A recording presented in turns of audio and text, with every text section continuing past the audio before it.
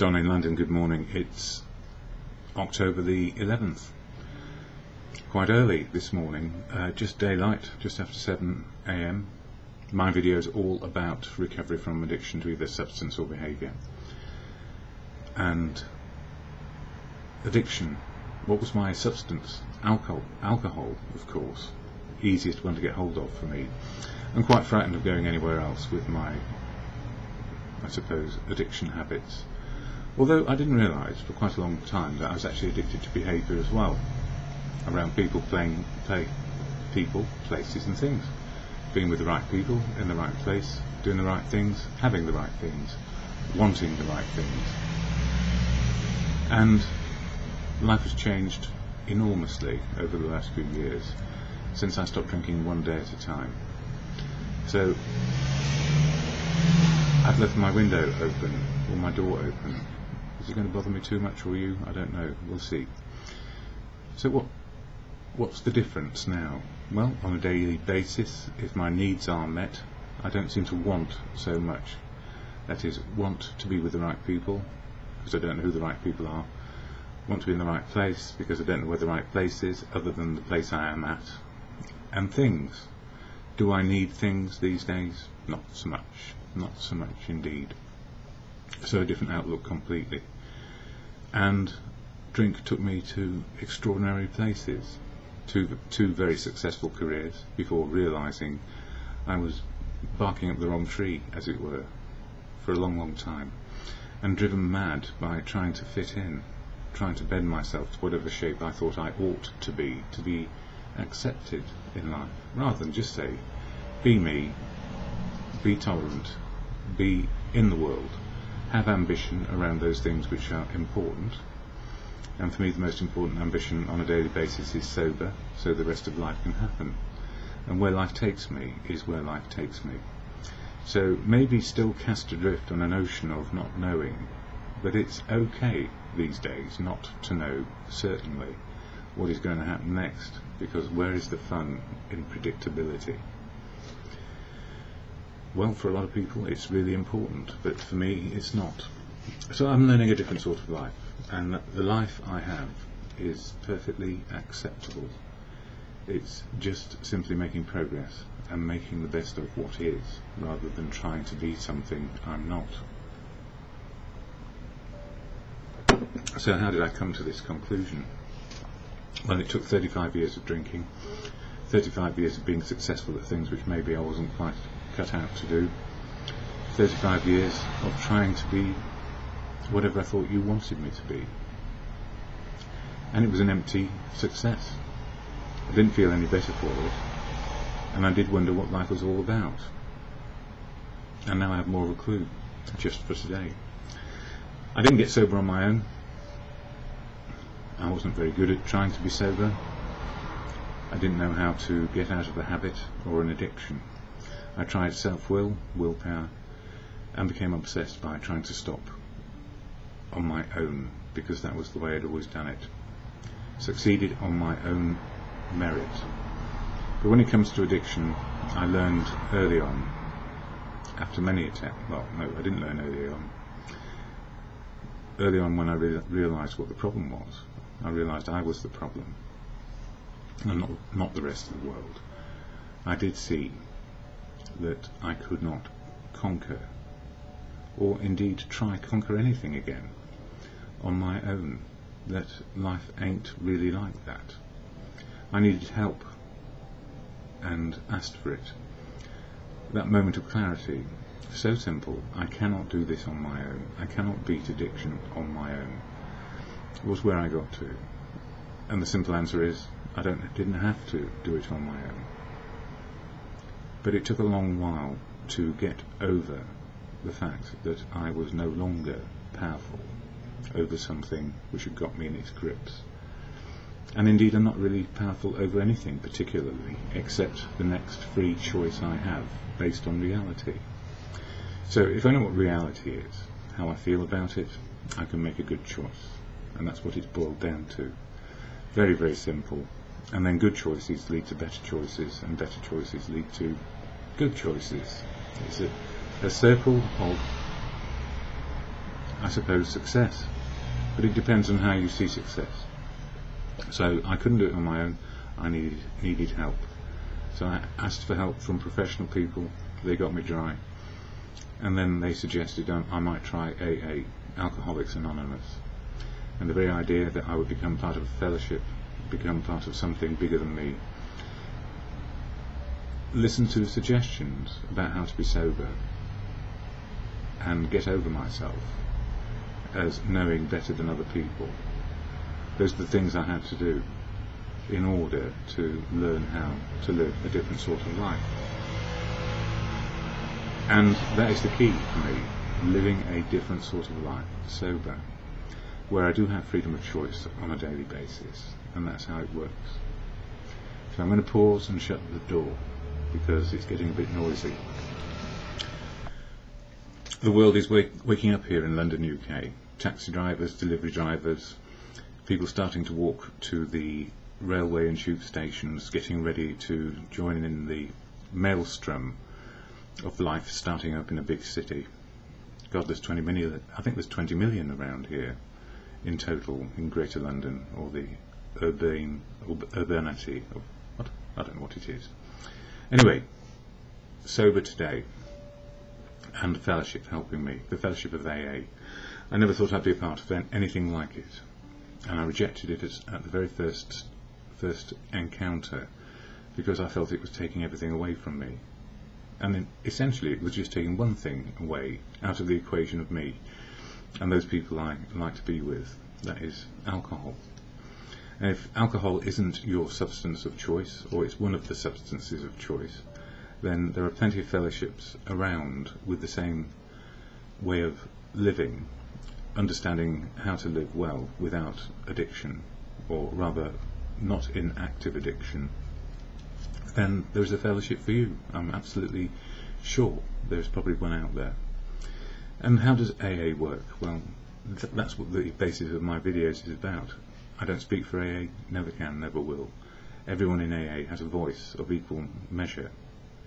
So I don't speak for anyone else, but I speak about my experiences of how the fellowship works for me. And I actually don't want to speak for anybody else, ever again, probably. But I do want to share how it works, because that's the key to a new life.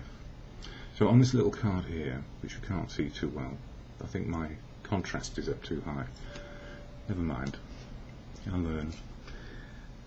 Is the AA preamble, and I share from the Daily Reflections book, this one, which you can see just about, which has 1 page a day, all about the 12-step program of how to live life a different way and still have your freedom, and the 12 traditions as well, which is about unity, service and recovery in fellowship. Big words which mean a lot once you get into the understanding of how AA works. But the most important thing is to get there. So if you have a drinking problem, this is what AA can do, and this is the AA preamble with 1 or 2 added bits for me for clarity, I guess. And clarity is needed because within the fellowship we are all human, imperfect, and we often sway away from suggestions into instructions, and there are no instructions which you have to follow. So I'm trying to make that clear as I go along. Alcoholics Anonymous is a fellowship of men and women who share their experience, strength and hope with each other, that they may solve their common problem and help others to recover from alcoholism. The only requirement for membership is a desire to stop drinking. So that's the only requirement for membership, a desire to stop. And even then, I don't know that I had it when I got there.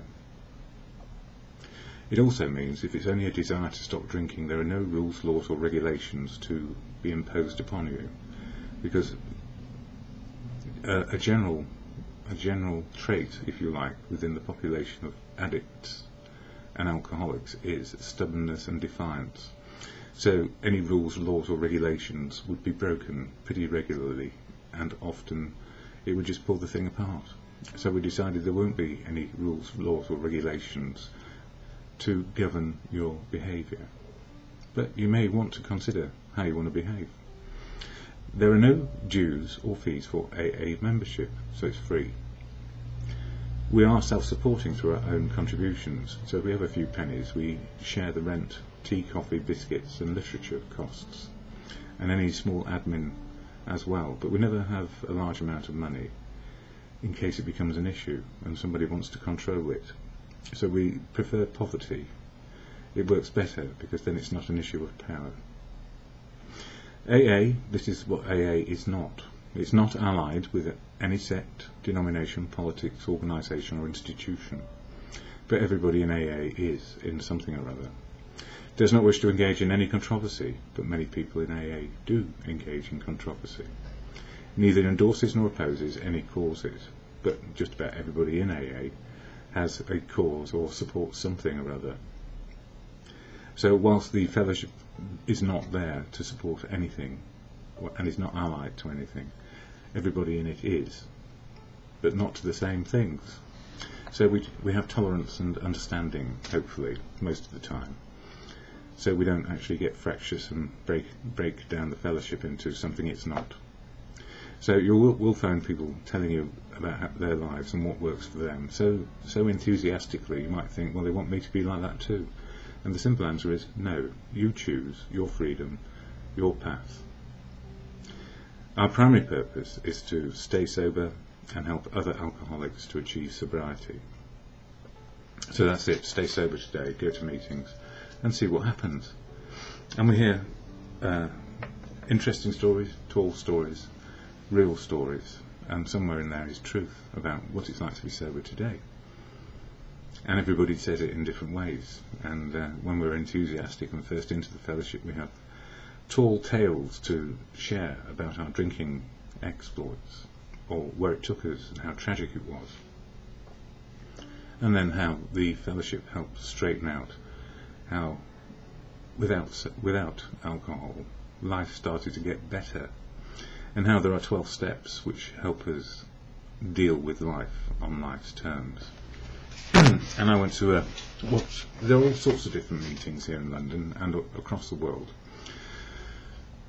Some are for newcomers who are just starting, and there are meetings for what are called old timers, people who have been around for decades and still wonder how it is we keep sober a day at a time, and all sorts of meetings about the steps of AA and the traditions of AA, and all sorts of different titles like Lest We Forget, The Joys of Recovery, The Courage to Change, all sort of inspirational titles as we make meetings out of where they're needed, basically. And if we need a meeting which doesn't seem to be covering some aspect of fellowship, you can guarantee that somebody will set one up somewhere or other. That's why there are 700 meetings in London, and they're all quite different, but they have one common purpose, or primary purpose, which is about sobriety, how to stay sober today and share about it. So for every idea there is an action, and the basic idea is to be sober. I went to a step meeting last night, which was all about the 12 steps, which is about how to be open, honest and willing to change. And I'll give you a quick summary of what the steps do for me. Step 1 reminds me I'm powerless over alcohol, and if I drink, life is unmanageable. That a power, then step 2, a power greater than me can help restore me to sanity. And that happened to be the wisdom of the fellowship. And some people believe that God is very much a part of what is going on. So you choose in those elements, if you like, what you understand and can believe in. So the higher power for me is truth, love and wisdom, and I am happy to call that God. That works very well. So whenever the word God comes up, I don't actually feel I'm out of it or I'm excluded. And that's good. I don't have any argument with that. So the absolute truth of now is something I need to find out. How to love, be loved back is essential, and then wisdom being shared. Truth, love and wisdom learned through other people's, or just what's going on the planet. So that's a power far bigger than me, and usually comes in the form of words from other people. Step 3, let go, let God, or let go and let good things happen. Stop trying to control the world. The more I try to control it, the more I get in the way of freedom of other people, and then I lose my own freedom of choice, trying to hold on to something which doesn't exist. My opinion, my outlook. Excuse me. Step 4 was doing the life story. Step 5 was sharing the life story. Step 6, identifying what gets in the way of my progress on a daily basis. And step 7, learning more about what works and helps me make progress in my life. Step 8, all about making a list of amends to make based on what I've done in the past and be willing to make them.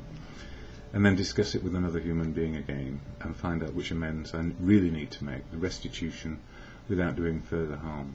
So clearing up the wreckage of the past. And then step 10, which is where I am on my October videos at the moment, all about checking out how am I feeling, why, and what can I do when things aren't quite, when things are overly, they're going too well, and sometimes they're going so badly I just don't know what to do with myself. Or what do I do when somebody cuts me off or cuts me up in some way, rather than respond with an angry feeling and reaction and words which don't help, or work on it, see what's my part in what's going on, and let people go wherever they've got to go if they're angry. So step 11, about prayer and meditation, just simple meditation, what I can do and can't do today, and what's the wisdom to know the difference. And step 12, which was the step covered last night, is encompassing all of the steps. And how do we share a message of experience, strength and hope with new people and keep it fresh for ourselves? You know, we help each other. Helping another person helps me keep sober. I know that now. And why do I do these videos? Well, it's to let you know that there is something out there which can help when you are in the middle of some sort of addiction and you don't know how to get out of it, and you don't want to share with those closest to you because you might feel diminished. Or if it gets out that you're an addict of some sort, what are you going to do? And how shameful will that feel? I've got over that. You know, the world has moved on, but there are a lot of people still who will be stigmatized and will have a prejudice against people who get addicted to whatever it is, whatever the substance, whatever the behaviour, because they just don't understand it. How can a person live like that? So there is a built-in prejudice of how on earth can it get that bad? Well, the simple answer is, if life is bleak and horrible, or life is too good to be true, we can fall into addictions and then find ourselves in a whole pile of fear of, oh crikey, how am I going to get through this? And the simple answer is, if we try to do it on our own, or I know the simple answer for me was, because I can't speak for you or anybody else, the answer was, I was on my way to the grave. And that's not shock tactics, it's just the truth. You know, being taken to intensive care, having the last rites read, even when you're not a Catholic. And the priest, when I told him to get lost in no uncertain ways, said, don't be so fussy. All that sort of stuff, you know, the bravado. It wasn't bravado at the time, I just didn't want him giving me the last rites. And how dare he say, don't be so fussy. But you know what happened? I went to the Easter service, and when the altar boy came round with the wine and the bread, the priest nudged him and said, don't give him any wine. Funny old life. And then he took me for a pizza later on, when I got to know him a bit better. But I hadn't stopped drinking at that stage, and it's weird. It's weird what happens. Life throws up so many times, you know what's wrong with you, but you don't do anything about it, and then you find yourself beyond the pale. How do I get myself out of this one this time? And the answer is, cough up, or own up, and say, this is how I am, and this is what I need to do. So when I actually said, I'm an alcoholic, and I need help, it was all around me. I just couldn't see it, because I didn't want to. So part of my story is ignorance, not knowing, not wanting to know, not daring to find out, followed by knowing, denying, and being very angry about it, through to acceptance, which took a long time.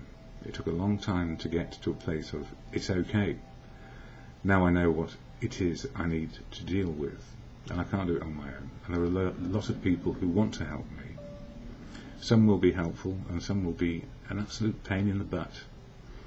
That's how it is. That's life. So I'm learning every day. And the step change 12 last night was done by somebody I know quite well. Haven't seen them for quite a long time, but they were around in my early recovery and gave me strength and hope to keep on going. And that's the way it works. You know, we might not see people for years. Then suddenly, out of the woodwork they come. They're dusted off, they look bright and shiny, share about what's going on, and we find out they've got somewhere different. Never expected to be there, and quite different, but very happy usually, because if we're sober, we have a good chance of continuing on our life journey, and it is in the journey and not in the destination. We all know where we're going to go, and we all know we can't take anything with us, except maybe memories, or we leave a few behind, as if that mattered, but that's just the way it is. You know, all the material gain you will make in your life, you cannot take with you. So I'm very glad I've lost most of mine. It's taken the sting out of it. No, I'm just joking. Whatever floats your boat. If acquiring material stuff and still being sober and still being a philanthropist or whatever it is, as long as you're not overly greedy, because that's another addiction. You'll have to make your own mind up about where you are on that score. Anyway, the daily reflection today, which takes account of spot check inventory as step 10, is when I'm disturbed, it's me, it's not them, and promptly admitting what's going on for me. When there is something, I'll read it out properly, otherwise I'll get tongue-tied, as if I don't. Continued to take personal inventory, and when we were wrong, promptly admitted it. But there is another part of that too. If you're absolutely right and admit it, you could find yourself in hot water as well, because you'll trample over the feelings of other people. Let people have their say, always, because they are allowed. As if I knew better than anybody else. I don't. So, AA Daily Reflections, self-restraint. Our first objective will be the development of self-restraint. And that comes from the 12 Steps and 12 Traditions book, page 91. And it's the purple book behind my ear and below the old telephone on the bookshelf behind me. And it's online now, free on AA website. You can read it online for free. But the reason, part of the reason I do these videos is I couldn't read in early recovery very well. Nothing went in. So that's partly why I share a video. And the reason why my mug is on the video is also because if I were just a shadow or a blank, you couldn't tell whether I was telling the truth or not, maybe. I have nothing to hide, but at the same time, this is not about me. It's the many voices in AA which make the difference. If it hadn't been for the many people in AA, I wouldn't be able to do these videos. So my view is just one voice, and you need all the voices for recovery, everybody's contribution, from the person who sits there quietly most of the time to the people like me who can't shut up. But you can tell me to shut up, or you can switch me off, which is even better. Exercise good choice. My drive to work provides me with an opportunity for self-examination. This is the person speaking in the writing in the Daily Reflection book. I began to review my progress in sobriety and was not happy with what I saw. I hoped that, as the work day progressed, I would forget these troublesome thoughts.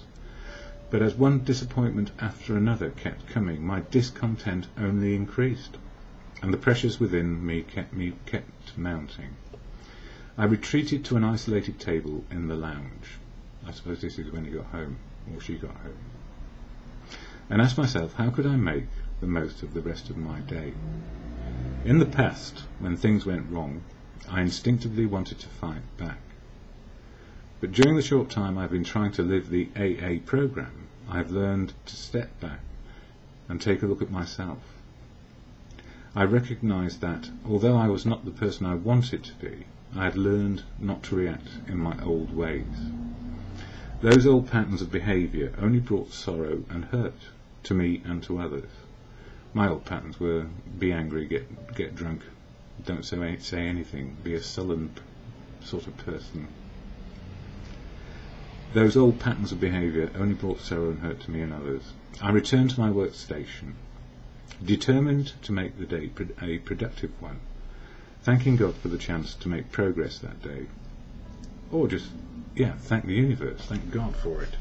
We all say, oh my God, from time to time. So, whilst I didn't know, I can't understand I don't understand God as some other people understand God, but the truth, love and wisdom bit works for me. And that doesn't mean there are varying degrees of God. It means the understanding of how God works, or how the universe works, is quite beyond me to define. And it's a power far greater than me. But I can live with nature and providence and my part in life.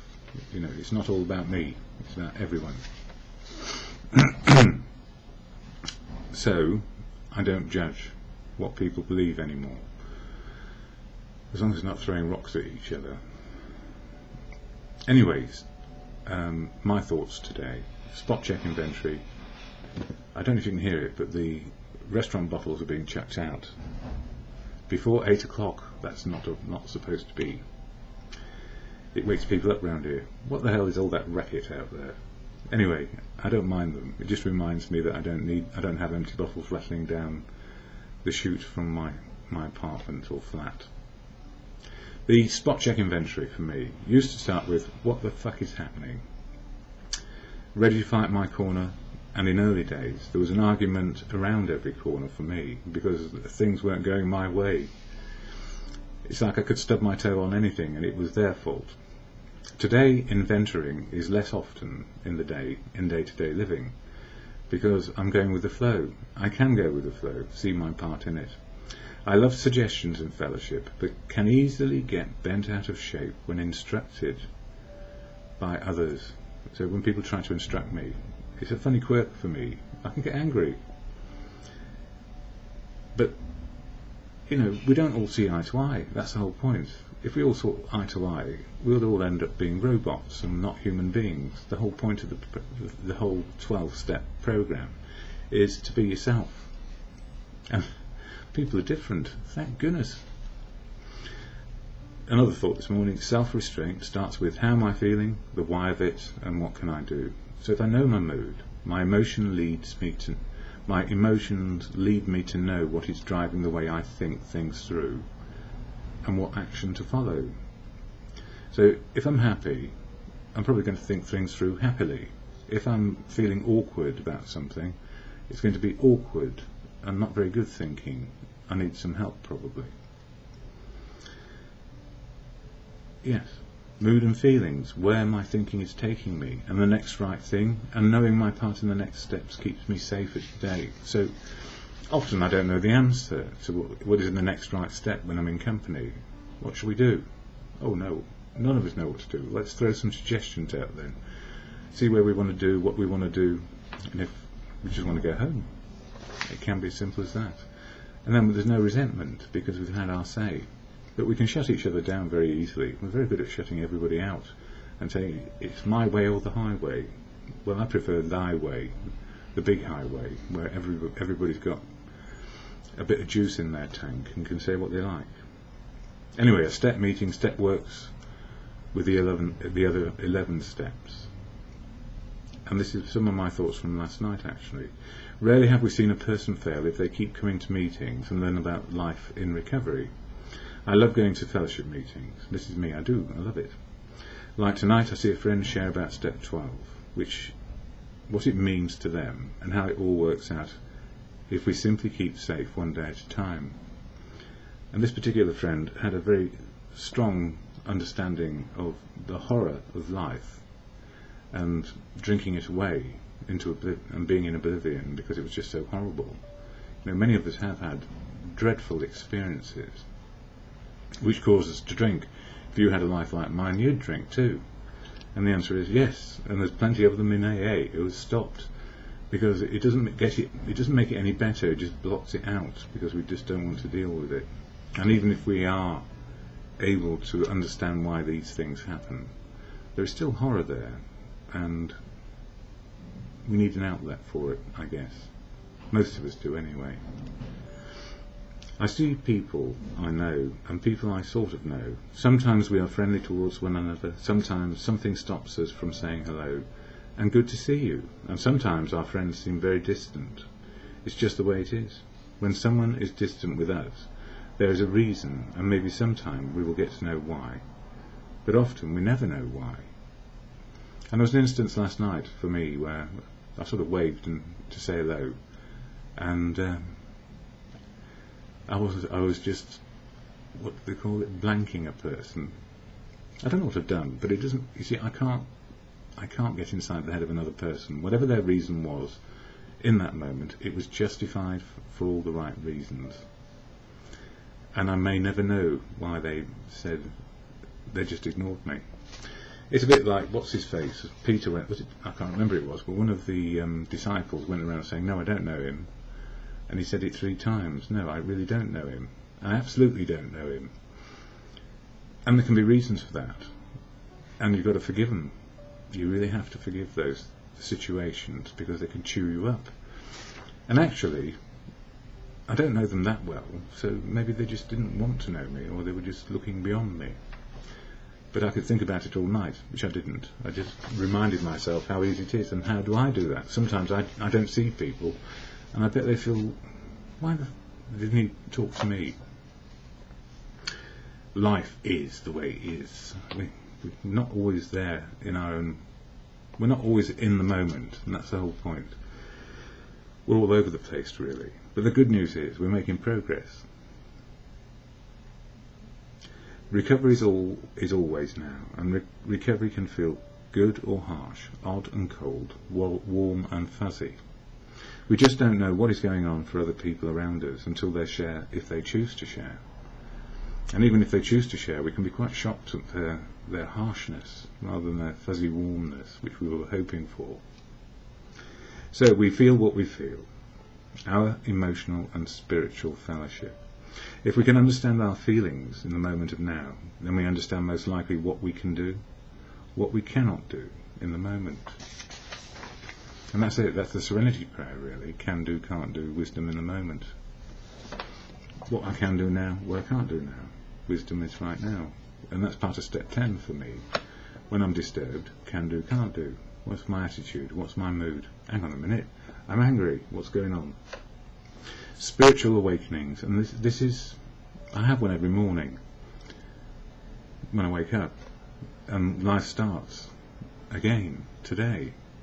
So I feel spiritual awakening is a daily event, and that everything is indeed spiritual.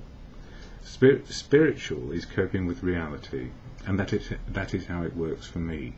So that's how it works for me. But people have lots more about spiritual, because it suits them to have more about spiritual. Or maybe I've just only touched the surface.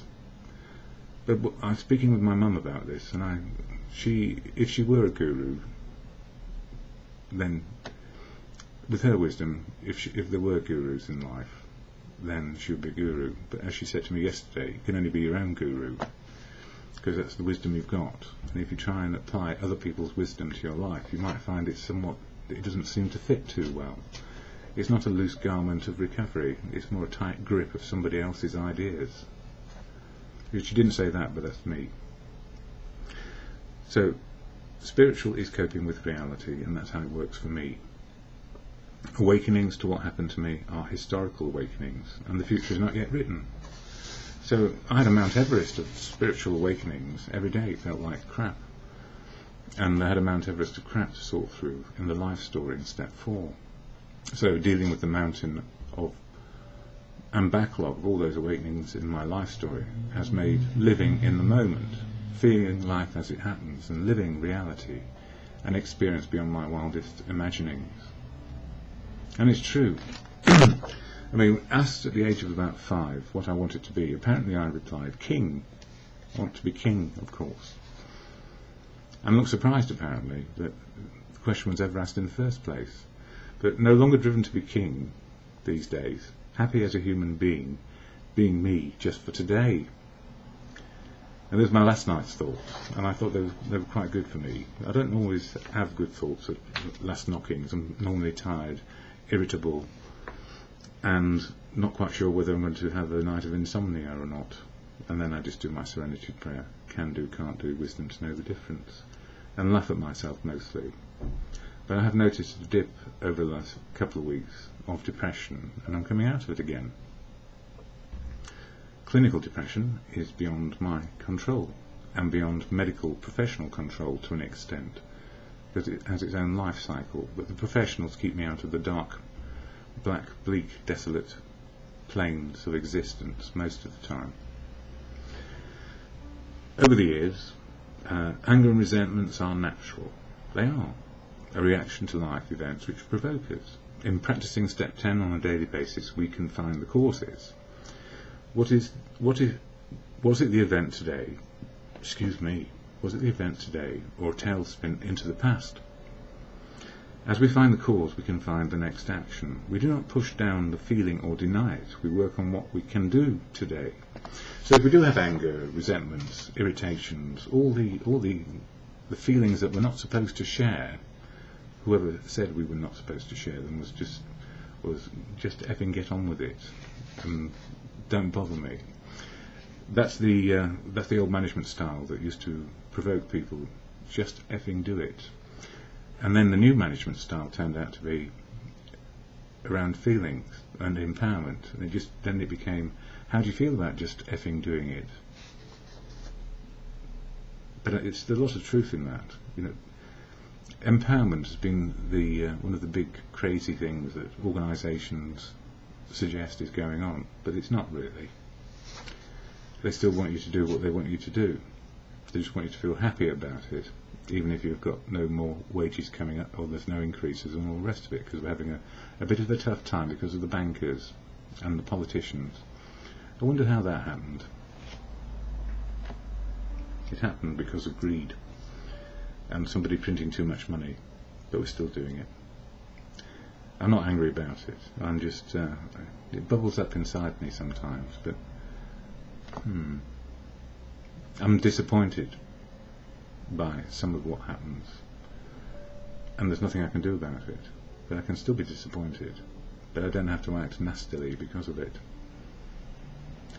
Anyway, anger and resentments are natural, a reaction to life events which provoke us. It can be a breakdown in a love affair. Anything. Well, breakdowns in love affairs used to send me into great drinking binges, but they don't anymore. But I do have more love inside me than I ever had before. It's a paradox, isn't it? I don't know that I loved very well before. Unconditional love means that you just love people. It's weird. You can't explain it. Yes, you can explain it. It's without conditions. If you've got it, you've got it.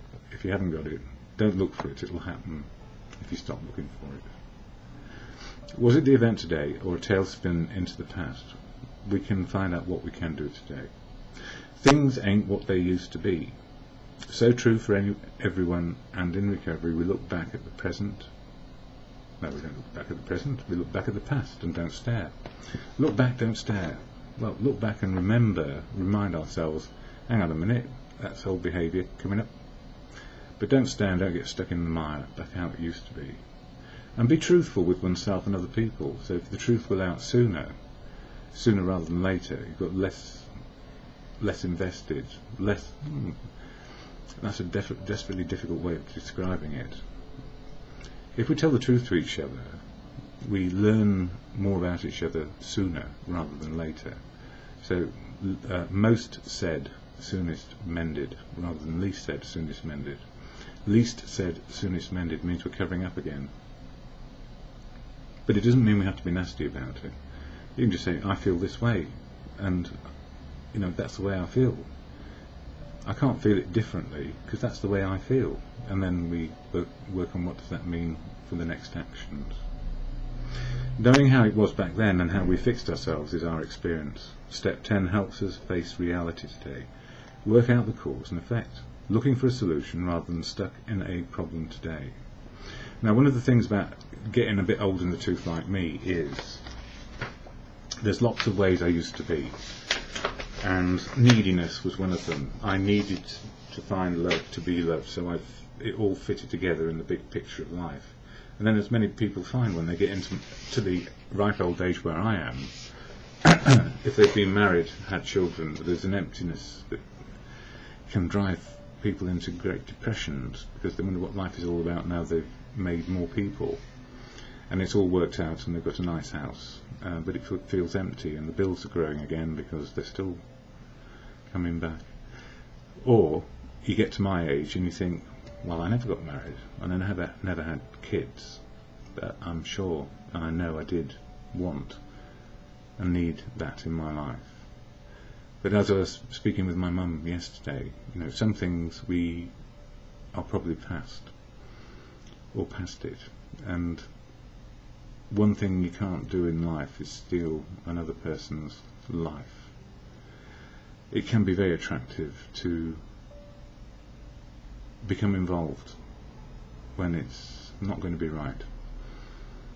This is it's so profound, really. If I were 20 years younger,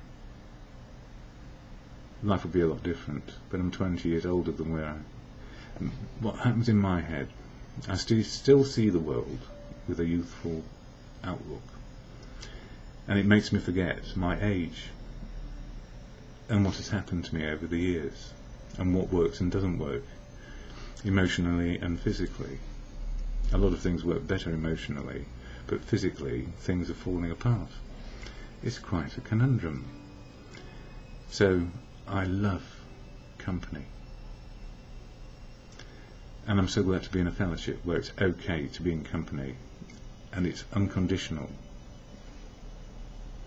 Love is all around, like the song goes, but don't steal love away. If you're my age, you know what I'm talking about, I hope. Maybe the wiser people who are younger will know what I'm talking about. Love is wonderful. It's great, unconditional, to be a part of, to be included, to share life. But don't steal life from other people. Anyway, that's me today, how I'm feeling. I feel good. Pain minimal, although I can feel it coming on again. Wicked life is. I shouldn't have been such an active 80-hour week manual worker as much as a thinker worker. I did both, and I'm suffering because of it, but that's just life. I'm glad I did it. If I get another life and I remember any of this one, I'll know better.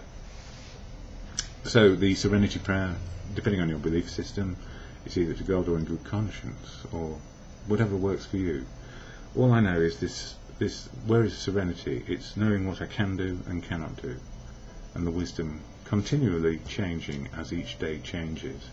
So I can change me and my attitude and behaviour. I can't change you and your attitude and behaviour, and it's the wisdom learned all day long. If I choose to have my wits about me, or I am open to the world rather than closing down and falling to sleep. So to God or in good conscience, the serenity prayer works. If you work it, that is life. God, grant me the serenity to accept the things I cannot change, courage to change the things I can, and the wisdom to know the difference, for me in the moment and just for today.